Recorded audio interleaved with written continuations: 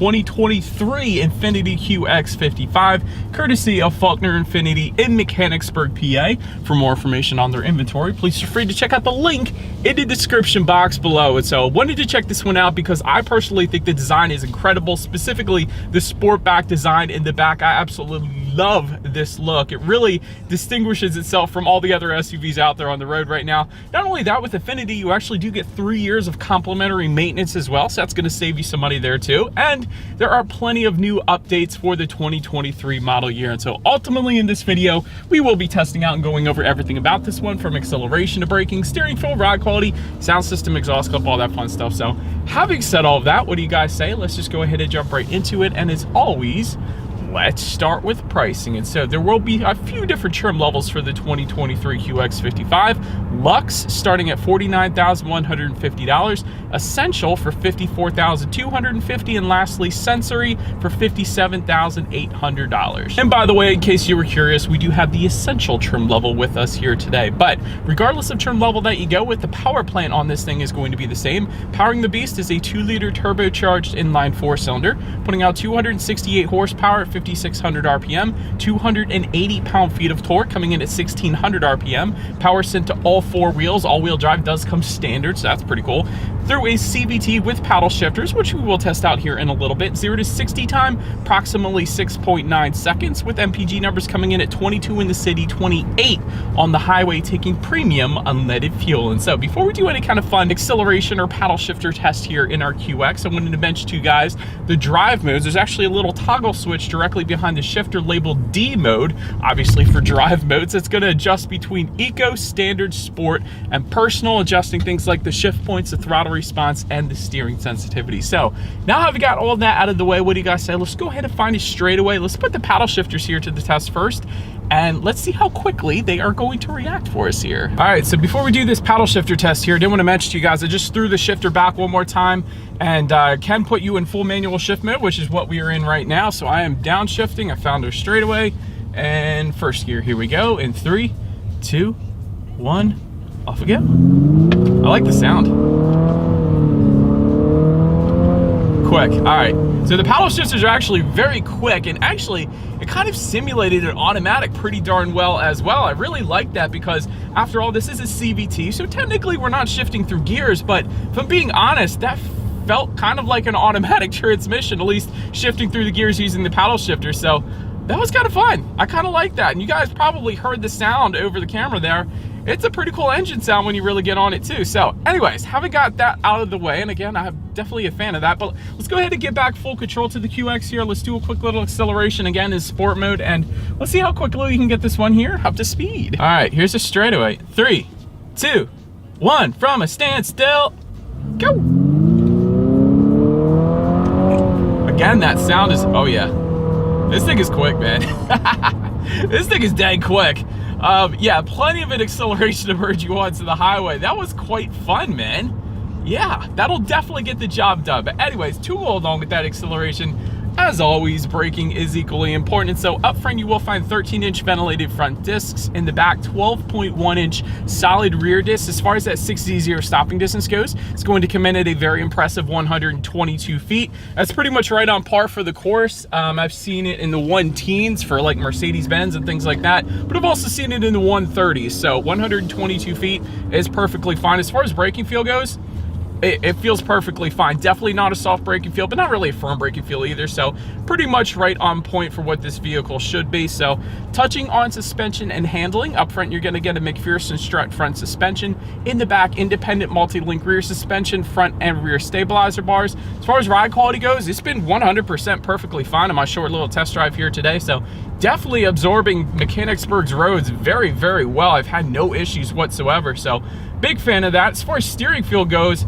it's on the heavier side of things, which you guys know I really like. So anytime a steering feel is on the heavier side, I personally appreciate it. And let me just put instant note, you can definitely notice the difference. I'll put it that way. When you put it in that sport driving mode as well, it definitely firms up or creates a heavier steering feel there. So I'm a big fan of the steering feel. Instantly points you in the direction that you want to go there. And as far as cabin noise goes, it's been perfectly serene. I've had no issues there.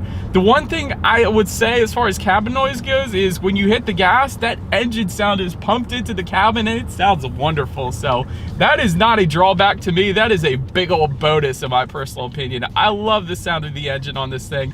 Maybe it's because I just like Infiniti engines, because I had an Infiniti G35 coupe back in the day and I loved that car, man. But anyways, I did want to mention, in addition to that, there is an acoustic laminated front windshield that does come standard, and acoustic laminated front side glass does come standard as well. So a lot of times you'll get the acoustic laminated front windshield, at least on luxury vehicles, not on just regular manufacturers. But now the side glass, that's typically an option for like Mercedes-Benz and things like that, but it comes standard here on the QX. So that kind of explains it, why this is such a serene cabin, with the exception of that amazing engine sound, well, like I said. So anyways, that touching on visibility, that's kind of like, it's to be expected because of the shape in the back. I guess you guys could probably tell what I'm trying to say here. Because of the shape, it's not as good as like a QX50, I guess you could say, but I don't mind it. The reason I don't mind it is because I jumped in this one to begin with because of the shape. So if you love the design of the QX55, honestly, that visibility, it's not horrible. It's not as bad as I thought it was going to be. It's not as bad as a 370Z or a Camaro or something like that. So I would imagine you would get used to it, as many people say they get used to visibility of a Camaro or something like that. But anyways, rain sensing windshield wipers actually do come standard on the essential and the sensory trim levels. And if you wanted a head-up display, that is going to come specifically with the sensory trim level. But that pretty much rounds out the performance segment of this review, you guys. Let's now go ahead and take a look at the exterior of our brand new 2023 Infiniti QX55. All right, and so here she is, you guys, the new 2023 Infiniti QX55, finished in graphite shadow. By the way, our interior color is also called graphite, so in case you were looking at which particular configuration that we're going with, those are the names of the colors. But anyways, let's go ahead and start up front on this one. Satin aluminum front grille with a very cool design and some chrome surrounds, kind of like that interior design to the front grille, with a massive Infiniti logo front and center. That looks pretty cool. Body colored front lip, of course, that definitely looks good because a lot of manufacturers make that a matte black, so big fan of that. You got gloss black air curtains helping direct air around the wheel and tire combination to the bottom quarters there. LED headlights do come standard. They do come with LED daytime running lights, of course, as well, along with the automatic feature and automatic high beams as well. All of that coming standard on all trim levels. So automatic high beams, meaning when you have your high beams on at night, it senses a vehicle coming in the opposite direction, it's going to automatically dim them back to low beams. Then when that vehicle is gone, it's automatically going to bump it back up to high beams. So very convenient feature there. And down below, I did want to also mention integrated LED fog lights do come standard as well, so that is pretty cool to find. And as far as the headlights go, it is a cube design with an adaptive front lighting system if you were to go with either the essential or the sensory. And so what an adaptive front lighting system is essentially is when you're going around a bend at night, those headlights are going to swivel based on the direction of your steering angle, better help illuminating what is around that bend. So it's really a safety feature in itself because it gives you so much better illumination around the corners of maybe some back roads at night. So huge fan of that as well. But anyways, that about rounds out the front end of this one. Let's now go ahead and make our way to the side of the QX. All right, so but now making our way to the side of this one, all the way up top, roof rails do come standard for all trim levels across the board.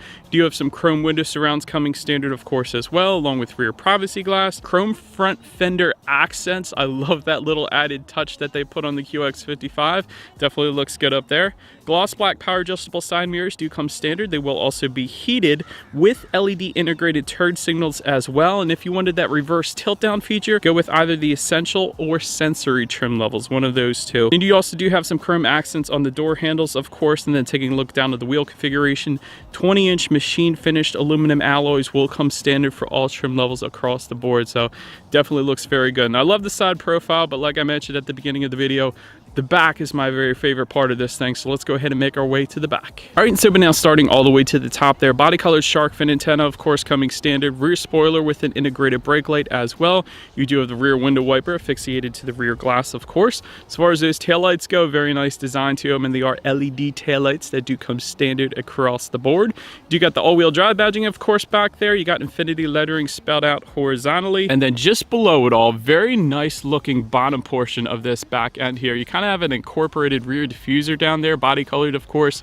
And then to the sides, dual exhaust outlets with chrome tips. I love that Infiniti doesn't hide them and actually leaves the exhaust exposed. That is my favorite look, of course. So having said that, I do believe you guys know what we have to do next. As always, here is that exhaust clip.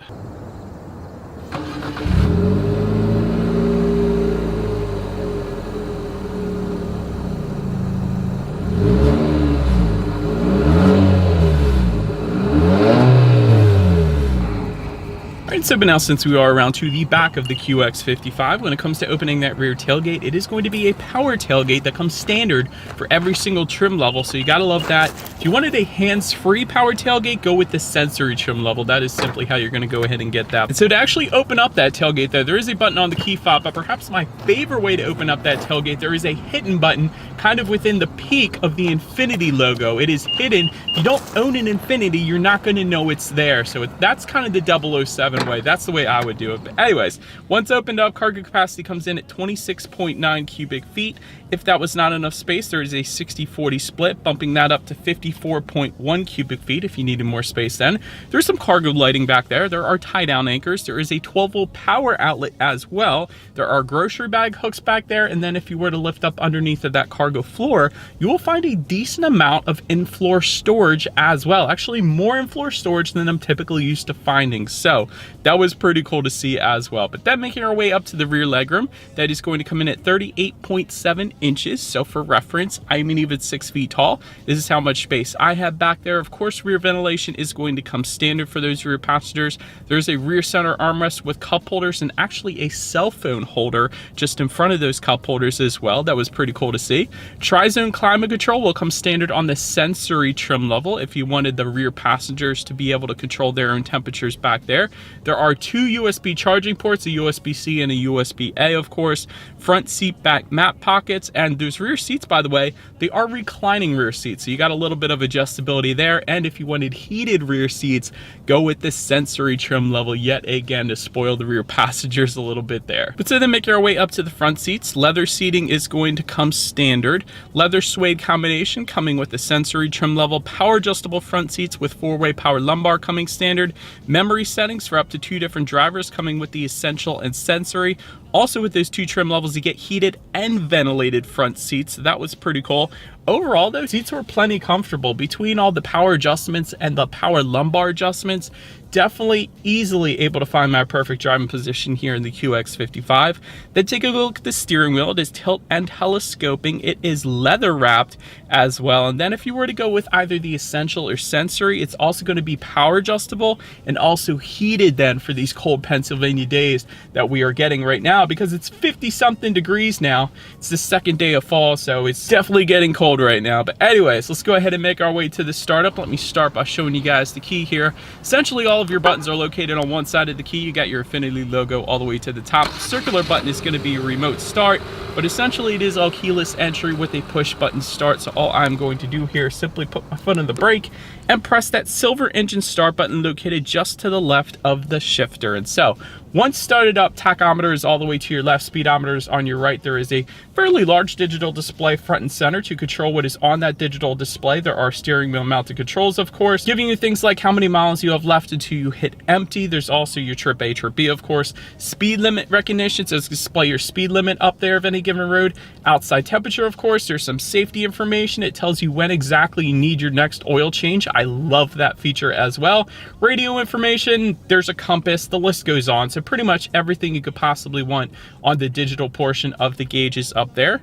Then making our way to overall interior quality, there is going to be a power moonroof that will come standard for all trim levels across the board. Also overhead sunglass holder, that is pretty cool. And that actually feels really high quality as well. More so than I think just about every other sunglass holder I have pressed on the ceiling or on the roof of a vehicle. So I like that a lot. Auto dimming rear view mirror with home link control, so up to 3 different garage doors. It's also going to come standard on all trim levels.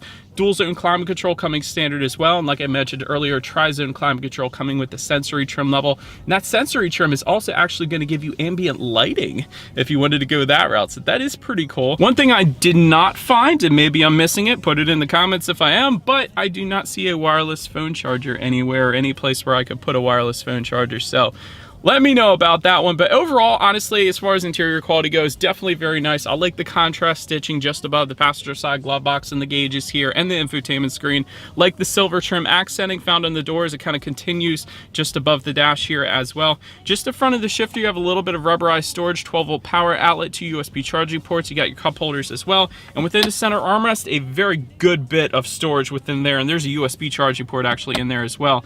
And then actually just to the right of the shifter, you have this little knob and buttons to help control what is on that infotainment screen, which is also touchscreen as well. So I did want to mention that, but that kind of leads us into the text. So let's go ahead and touch on those dual infotainment screens that we have here. There are 2 of them. There's the upper one and the lower one. So Bluetooth and audio streaming does come standard. Android Auto, Apple CarPlay as well, but the Apple CarPlay is wireless. So not the Android Auto is wireless, just the Apple CarPlay. So my Android phone is left out, unfortunately, but still, I like that Android Auto. It does come standard on this thing. Climate control settings you can adjust up there, radio information as well. And so when it comes to the sound systems, you will get 6 speakers with the Luxe. However, if you were to either go with the Essential or Sensory trims, you're gonna get the really good one, the 16 speaker Bose sound system with these aluminum speaker covers by Bose. I absolutely love this look, but having said that, what do you guys say? Let's go ahead and turn on the radio, see what we got playing today, and let's test out the clarity of this one.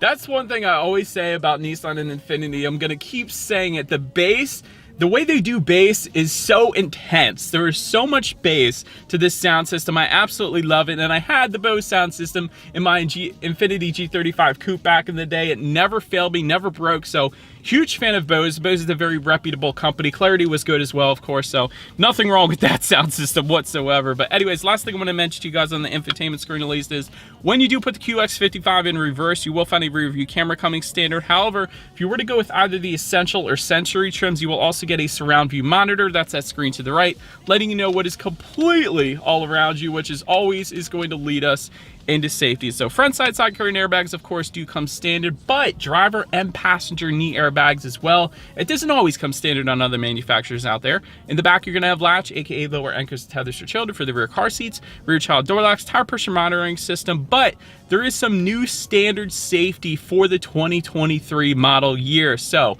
also coming standard, blind spot monitoring system with rear cross traffic alert, blind spot intervention, forward collision warning, autonomous emergency braking with pedestrian detection, lane departure warning, lane departure prevention, and reverse automatic braking then as well. And then if you were to go with the Essential or Sensory, that's gonna add to that traffic sign recognition I was mentioning to you guys with the gauges there. So overall, when it comes to my final thoughts of the QX55, I jumped at this one originally because the design is flawless. I love the design, the sportback design to this SUV. It looks absolutely amazing in my opinion.